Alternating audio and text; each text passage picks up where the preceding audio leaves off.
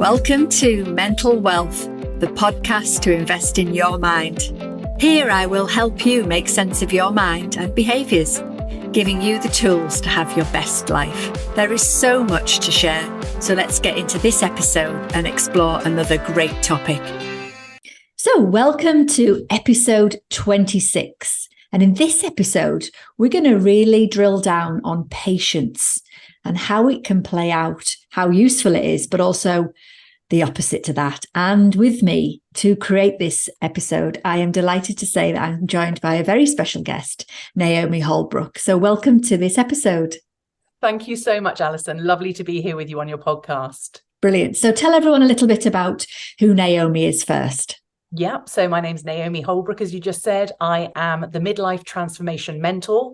I'm a certified nutrition and weight management coach, and I help women in midlife to revolutionize their health, happiness, and hormones. Brilliant. So we've definitely got a good expert in the room. And before we started recording, we were just sharing that our own journeys are part of our work, aren't they? And I'm very keen to talk about that. And I know you've probably got some things we can share. But I think if we keep in mind that situation that we all find ourselves in, especially today, Amazon deliveries the next day, even 10 o'clock that night, instant, we want everything instant. And when we think about things like confidence and self-worth and self-belief, we cannot have that overnight, can we? No, absolutely not. And it has taken me the best part of 9 years to figure out a lot of the answers behind why I never got to where I wanted to get to, why I wasn't able to free myself of depression earlier on, why I wasn't able to take control of my health. And you're right that, in the society that we live in now, we expect everything at the push of a button. We, can get whatever we want whenever we want. And we want that instant gratification. And we're not really prepared, and we don't really understand that actually there's a lot of work behind the scenes, and it takes time to get to wherever it is that we're wanting to get to. It takes time to get to that goal. And I think this, well as time, we need to think about what we get along the way, don't we? Because there's so much. And I think that's where some people get a bit fatigued because they think it's not happening quick enough. It's not coming. But actually, sometimes in that moment, there are other information. The fact it doesn't come quickly. We have to learn about resilience, about patience, which is our main theme for today. And I think it's so important, isn't it, for us just to be able to think about what that might look like and how do we manage when we want it today. So tell everyone a little bit more about your experience. You've hinted that you took some time, and me too. It took me years to get to where I am today.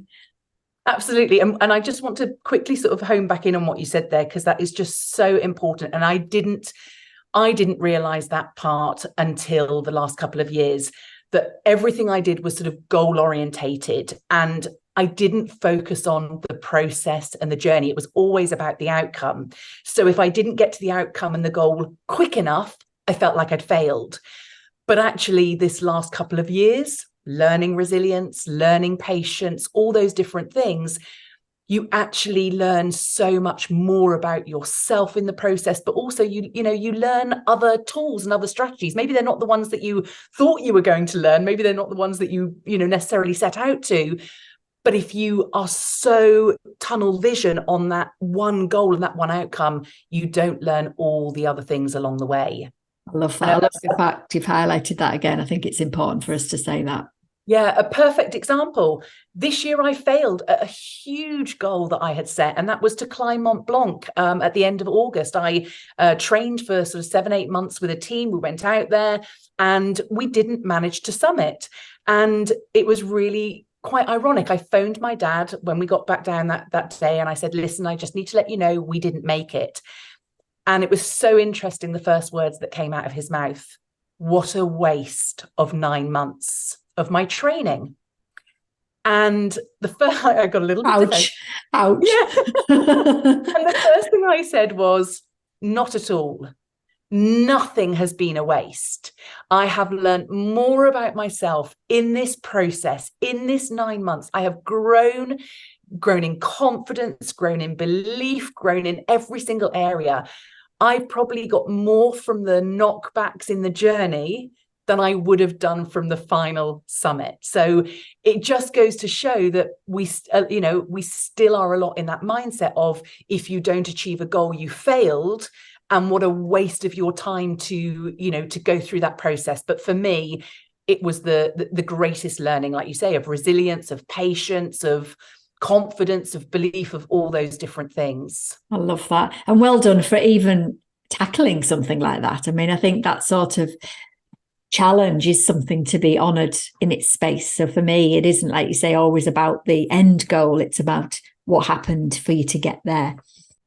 It's interesting that you say that, Naomi, because in a couple of weeks, I'm interviewing an amazing young person called Mel Kelly. And she and I did the Yorkshire Three Peaks, and we talked about the whole process of actually going and doing something like that. So for me, well done for even putting yourself in that place in the first place. As you say, you gained anyway. Absolutely. Yeah, brilliant. Okay, so tell everyone a little bit more about what you've learned, or however you want to share this bit of your story, Naomi. Yeah, so I suppose, a bit like we were chatting before, it makes sense to, give a little bit of understanding and background behind the transformation that I've gone through. As a young girl, I battled with poor body image. I struggled with my mental health, didn't realize it back then because, in the 80s, that wasn't talked about, but I really struggled at school. I had a lot of, kind of childhood illness, asthma, all those different things that meant I had lots of periods of time off of school, which I really struggled then with catching up with, low self-confidence. And sadly, my mum became chronically ill when I was only 12, a dreadful 7-year illness, and passed away when I was a teenager. It had a profound effect on me, my mental health, but also my physical health. I, turned to comfort of food and alcohol from a, teenager through my 20s, my 30s, and threw myself into a 21-year career at the age of 19. And at 39, I was clinically obese. I was pre-diabetic. I had the worst depression, anxiety. On the outside, I was this confident woman because I put on this daily mask and, kind of acted that everything was absolutely great. But inside, I was in constant turmoil, just, negative thoughts, conversations with myself, really, harsh conversations. And at 39, literally 4 days after I turned 39, I was like, I just don't want to be like this at 40. I want to change. I want to do things differently. So my transformation started off as a physical one. I thought, I need to lose weight. And when I lose weight, I'll be happy and I'll get rid of depression and everything will be perfect in my life. And my 40th year, I was a size 10 and I'd lost all this, 4.5 stone of weight, and I was my fittest, my healthiest. But my mental health was still dreadful and my mindset was still dreadful. And I couldn't figure out why. Why am I not happy? I've lost all this weight. I'm kind of where I plan to be. And there we go, talking about the goal of getting there.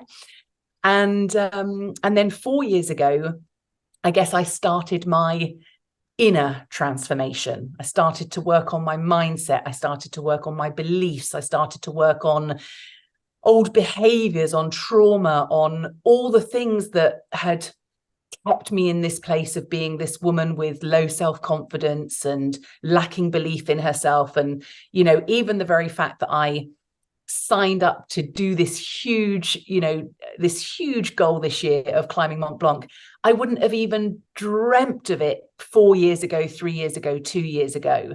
So I guess the transformation became, in the end, a holistic transformation. I thought it was all about the external transformation, the losing weight. But then what I realized, it was actually I needed to work on my mental, my physical, my emotional, and my spiritual well-being. And that's why I created my unique SMART formula that I now use with my clients inside my transformation programs to help to work on all those different aspects to thrive in midlife, to have, optimal physical, mental, emotional, and spiritual well-being. Brilliant. Thank you for sharing so much of that, because I think just people hearing others talk about their challenges is so important, isn't it? And one of the biggest reasons for me creating this podcast is so that we don't feel as alone when we're listening in. But I think something else that really stands out for me when you describe the need, and it is a need for us to look at all aspects of mental, physical, emotional, spiritual, as you say, absolutely 100%. Do we then need to roll in the patience? Because we are going to need to work out lots of the hows. And I often talk about it being like a jigsaw, and there's lots and lots and lots of pieces of the jigsaw. And how do we do a jigsaw? We can only do it one piece at a time. So being able to keep our mind on that, how do we do patience? What might that look like for each person listening in today? Because it might be different. But what is it that either gets in the way of patience? Is it the mind? Is it the results aren't there? What might it be? And I think just listening to us talking today, hopefully will just help people see that they've got to keep going. But the skill is to find which way to go, isn't it? And be patient. And I think something else that I think we should touch on, Naomi, is that when you do have a little setback, only see it as a setback, or is it a learn? Is there something great?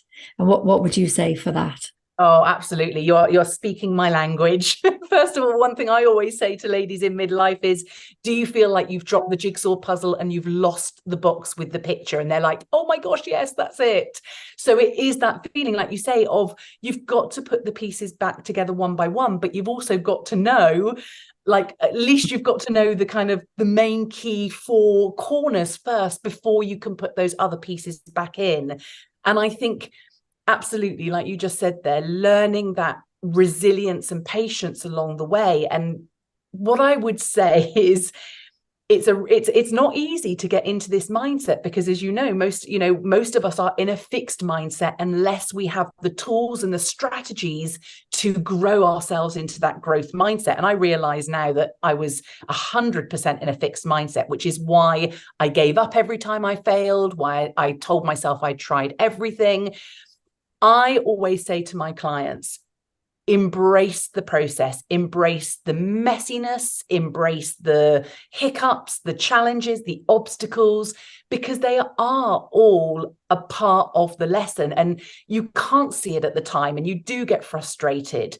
But when you get to the other side, or you get through it, you kind of look back and go, that's what it was telling me. That's what the lesson was. I can do that easily now when something doesn't go to plan, or, or a challenge comes up. I can really easily now kind of just ride through it and know that, it's meant to be, and that's what's going to happen, without it sounding kind of all woo-woo. But that's really difficult when you're in a fixed mindset. So I think what advice I'd give to your listeners is, almost think of it like the roller coaster. Hold tight when you get to those moments, because then you're going to get this incredible view. You're going to get to the top of the roller coaster, but you've got to be prepared for those ups and downs. There is no goal that you will achieve that's achieved through a linear process. It's all going to be ups and downs. And part of climbing a mountain this year, when everybody said to me, why on earth have you set that as a goal? I was like, because life is full of mountains. We have to climb, and literally clamber our way up in life sometimes. But if you do push yourself through, you get this incredible view at the top, and you get to feel this intense sense of pride and all those other things. So I think my biggest thing is embrace it, embrace the messiness of going after your goals. But I think especially for women, I know that this does apply to men, because I've had men reach out to me and tell me this as well. But I think we are striving for this perfectionism that doesn't exist. And so when we're not perfect, we fail. And I always say to my clients, it's a bit like having a puncture and then going around and slashing the other 3 tires. Just fix the puncture and get back on the road, and stop derailing stop self-sabotaging all the results when you could just have had a minor blip and got back on towards the journey. I love that. I think it's so important, isn't it? Like you said before, we need the bigger goal, but then in between, we need these teeny tiny things, and they're celebratory. We can celebrate each one of those little teeny tiny things. And I think as well, it's really important for you to have highlighted this, that it isn't going to be straightforward. Life isn't. It shouldn't be. And I use the word should rarely, because obviously should is often one of our challenges, but actually it shouldn't be easy. It should be a bit difficult. If you are very comfortable, then you're not pushing yourself in any space. You're allowed to have comfortable times, but what's next? And I think running parallel feels to me like we just need to be having that patience. And what might that look like? Is that self-care? Is that gentleness? Is that, what is it? What else is your patience? What other kind of things do you hear people saying, or do you yourself, would you put into the patience department? Yeah. For me, self-compassion.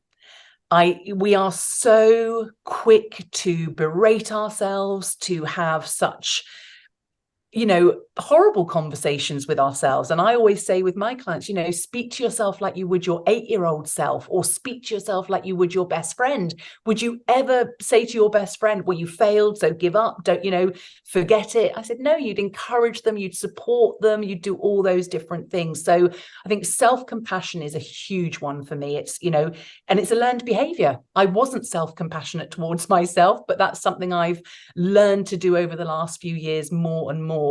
And I think self-awareness.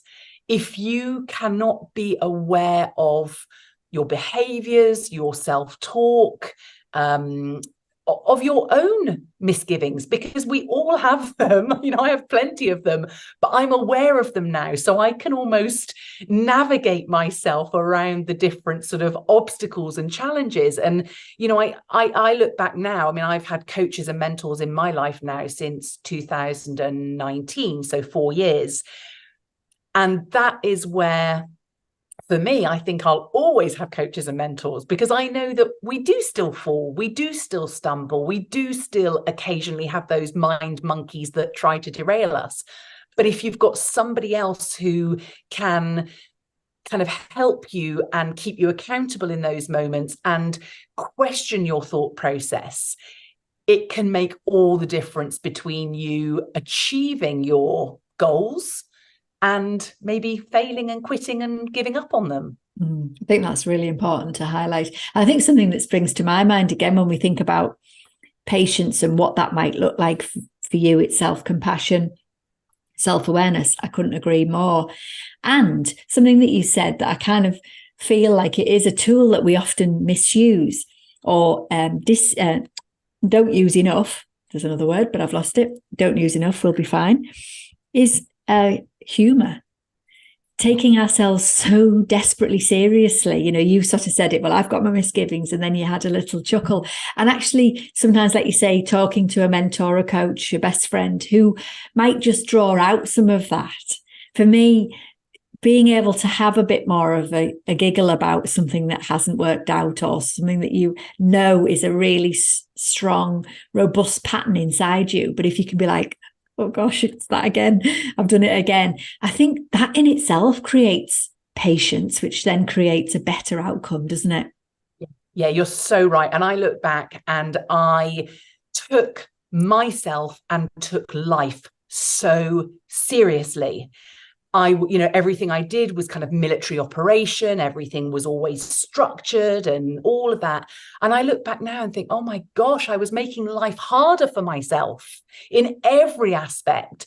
And, I'm in this phase of midlife. I'm in, the season of menopause. I'm also now going through that, kind of parenting the parent. I have a 90-year-old father who I've just relocated 300 miles away to live literally 3 roads from me, to make things easier for him at this stage of life.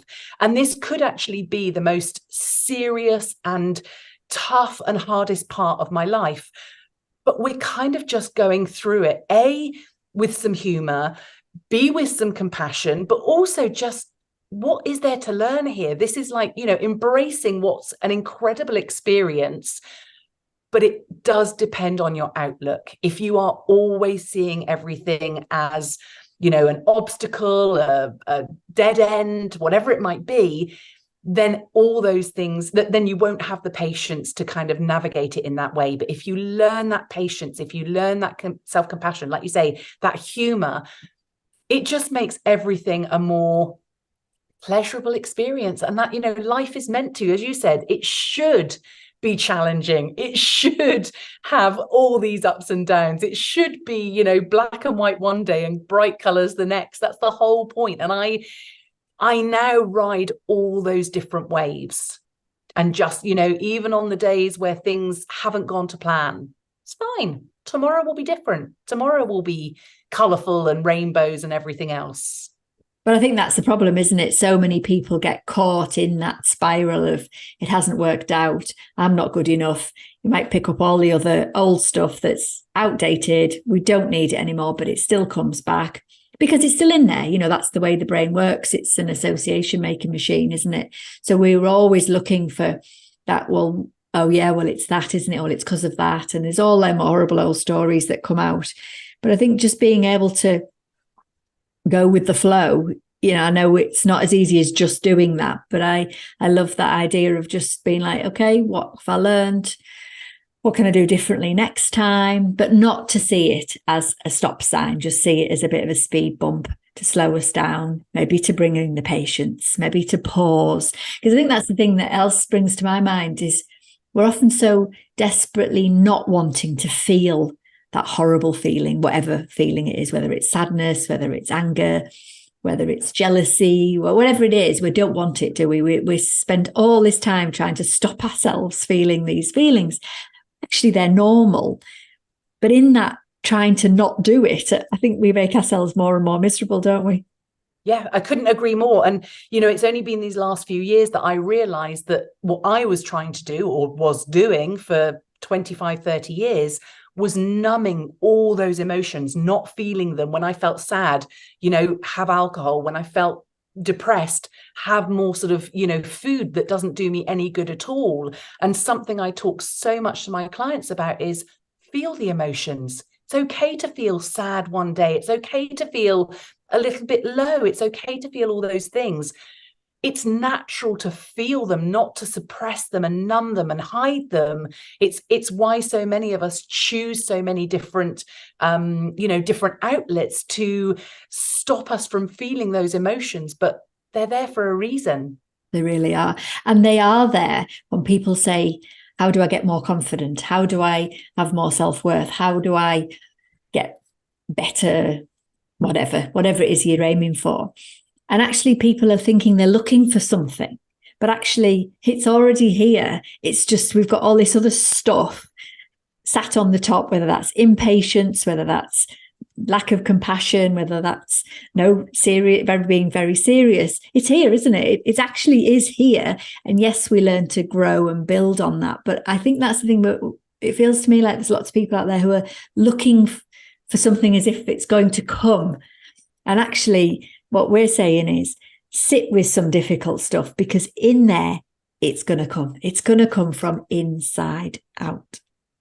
And it's so interesting you say that, because I did a little bit of a looking back today. I was I'm going on Instagram Live tomorrow with a wonderful lady I met in Norway last year who's also a coach. And I said to her, do you know what? I haven't done an Instagram Live in so long. And I looked back on my feed and it's 2 years ago. And it was September 2021 that I went on Instagram Live for the first time. I wasn't confident. It wasn't perfect. And I set myself a challenge and I went live Monday to Friday every day for the whole month. And I remember people saying to me, I wish I had your confidence. And people say it to me all the time now. If I had your confidence, I would X, Y, Z. And I say to them, I didn't have confidence. It didn't come along on a bus and, you know, and kind of get off and come to me. The only way you get it is by creating it. You've got to step into, like you say, all those uncomfortable moments, all those times and things that you fear. You've got to step into them, and your reward is the confidence. And each time you do the next thing and the next thing and the next thing, it just grows. But if you're never prepared to get uncomfortable, which unfortunately I think is something that so many of us aren't prepared to do. And I know I wasn't. Me too. You know, if I was cold, I'd put the heating on. If I was too hot, I'd put the air conditioning on. If I was a little bit hungry, I'd just buy myself snacks. You know, I cold water swim throughout the whole of the winter now. And some people say, why do you do it? Do you enjoy it? I don't enjoy it all the time. I do it because I choose the uncomfortable things now, and it makes everything else in life a little bit easier.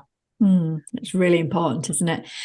Something that strikes me there is making sure that individually, for everyone that's listening in to this episode, is whatever confidence you are looking for is your kind of confidence. Yes. So I think something else that happens is we compare. So some people might see you and me as well. They think, you know, I'm up on a stage quite often. I'm this massively confident person and I can't be that. But you're not going to be that, because that's not you. That's not necessarily where you want to go. So I think when we're talking about how does it resonate, what's really key is to make sure that whatever it is for you, your success, your confidence, that's what you want to be aiming for, not worrying about what everyone else is doing. Yeah, absolutely. And that was a huge thing for me. I compared myself throughout school, throughout college, throughout my career, and in friendship groups and everything, always comparing myself, always feeling like I was, you know, that terminology, I was behind, I wasn't kind of where I should be. And over the last few years, again, I've let go of that thought process of, you know, I'm not where I should be, or I should be further forward, or they're doing this, or I'm doing that, and just embracing my journey and just seeing that everything that I'm doing, as long as I am improving on where I was last week, last month, last year. And like you say, that confidence is so different to everybody. It can be the smallest thing. And for me, it was, 2 years ago, it was going on and doing an Instagram live. Now I don't even think twice about, going on live or talking to an audience or any of those things. But 2 years ago, that was a huge thing for me. And I think that's the other important thing, is that start small, but start somewhere. And then it just snowballs. When you create that first bit of confidence, I always describe it to my clients as kind of almost like belief stacking. Once you've got a little bit of belief in yourself, you go on and you do the next thing, and you get the next bit of belief and the next bit of belief. And before you know it, you've created this belief, you've created this confidence, this courage, and you're more inclined to step out of your comfort zone more and more and more. Actually, for me, it becomes so addictive. I now just feel like I just don't want to be in a comfort zone anymore. I'm like, what's next? What's next? Where can I grow a bit more? What challenge can I put myself through? Because, the more you believe in yourself, the more belief you have to do other things. Yeah. And I think that's it, isn't it? Like you say, using the word addictive, but in a positive way, it becomes something that it becomes part of who you are, doesn't it? That you are somebody who doesn't necessarily stay small or stay easy. You start to think about what might be your next. And for everyone listening, whatever your next is absolutely perfect for you. Your next needs to still come with some patience. And what we're saying there is that means be self-compassionate, be able to take that little bit of time to think about your awareness, be aware of what's happening, and then bring in a bit of fun. Let's stop being so serious as adults. And all of that will start to create the movement, if we like, the little shifts that we're looking for. And the other thing that I always say, which often gets missed, is whatever your little shift is, celebrate. Yeah. Celebrate the small wins, because they make all the difference along the way. And I think something that you said at the beginning, which I think is really important, is when we can have some big goals, no problem. But obviously, if you're only focused on that, what another trap I see is that people then don't reward themselves for any of the effort getting there. And then if they don't actually get there, wherever there is, then they're just down on themselves, and they just feel very stuck. Yeah, absolutely. And then also when they fail at one goal, they have this belief system that they'll fail at everything that they try and do. So actually they stop trying at all, which is just so sad not to then go on and achieve what it is that they really, really want to achieve. And I think what I often observe with people, I mean, I've been in this space for nearly 30 years now, people who aren't doing that, so they're staying safe because they don't want to put themselves uncomfortable. But actually, some of their sadness is coming from the fact that they're not actually reaching anything like their potential. So it's not even the fact that it isn't even about the pushing. It's actually about the not doing, isn't it? The staying safe actually becomes the problem. Yeah, absolutely. And their sadness and their frustration and even their anxiety, depression can come from the fact that they're not doing. I know people who've found something, whatever their thing is. It might be dancing or singing or anything, climbing Mont Blanc, whatever you fancy. And in that, they've found so much more because they have pushed themselves. And I think that has to be our reminder, doesn't it, about how we get this thing called confidence. Yeah. We've got to start in little ways. It doesn't just come on a bus. Absolutely. And it is so worthwhile. I was only, sitting down and doing a bit of reflection myself yesterday and just thinking, the journey is, and I know some people say, oh, the journey, but the journey to getting to where you want to get to, the learning, the self-discovery, the self-development, the self-growth, it is full of rewards along the way, as long as you're open to seeing them and learning from them and taking them that they are part of the journey. They're not the knockback. They're not, you being unlucky. That's another word that I hear so often when people say to me, you're so lucky to live by the sea. You're so lucky to do what you love. You're so lucky to have the relationship you have with your dad. And behind the scenes, it's been a complete and utter mess for, the best part of 9 years to get to create the life, the relationships, the business, all those things that I've wanted to and not just dreamt about them, but decided to actually create them. But I think so often, and again, maybe a lot of this comes down to the world of social media. We see the after picture, we see the before and the after. We don't see the 9 years. What do they say? That you've entered me at chapter 9, you didn't see me at chapter 1. Yeah.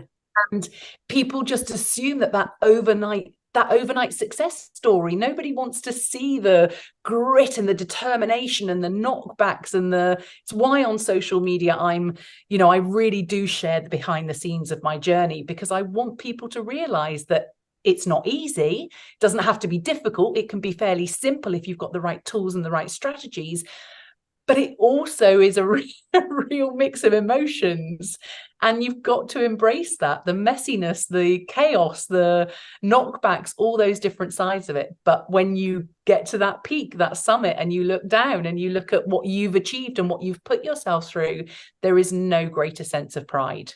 I love that. And I think it's so important, isn't it? You're sharing with us that you're digging deep, everything that you did to get here, which again, I talk a lot about. I didn't arrive here either like this. It was a very bumpy ride, lots of tears, lots of discomfort, lots of situations that I was putting myself in that were wrong for me, all the while trying to feel okay.